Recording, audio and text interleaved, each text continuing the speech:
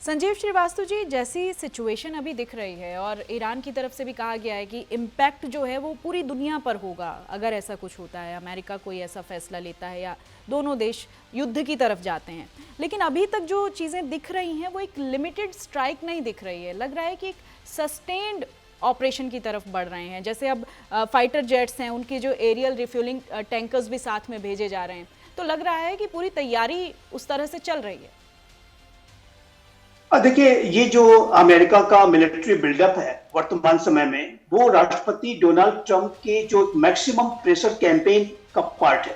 और ये जो मैक्सिमम प्रेशर कैंपेन है वो और अधिक इस युद्ध के मुहाने पर जाकर के वो एक्सरसाइज इसलिए कर रहे हैं ताकि ईरान की जो इस्लामिक रिजीम के ऊपर और अधिक प्रेशर बनाया जाए।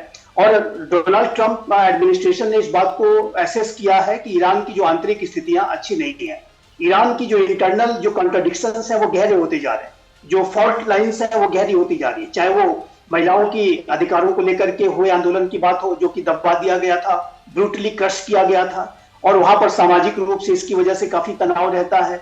और दूसरा, जो अभी आर्थिक स्थिति जिस तरीके से बिगड़ी है, उसके बाद जिस तरह से लोग सड़कों पर आए हैं, वो जाहिर है कि ईरान की इस्लामिक रिजीम के ऊपर आंतरिक दबाव उसने बनाया।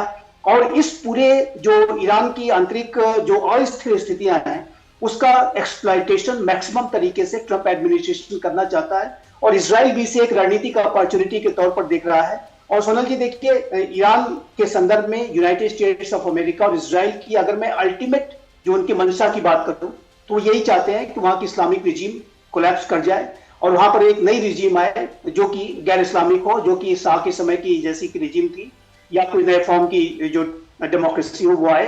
लेकिन जो इस्लामिक रिजीम के कोलैप्स की मंशा अमेरिका और इजराइल दोनों रखते हैं। और ये जो आंतरिक अस्थिरता अभी ईरान में देखी है, इसको अमेरिका और इजराइल एक अपॉर्चुनिटी के तौर पर देख रहे हैं। और उस फॉल्ट लाइंस को और अधिक उसको गहरा करने के उद्देश्य से उन्होंने बाहर उनके दरवाजे पर जाकर के इतना बड़ा बिल्डअप कर रखा है ताकि इसके रिजीम के ऊपर और अधिक दबाव बने।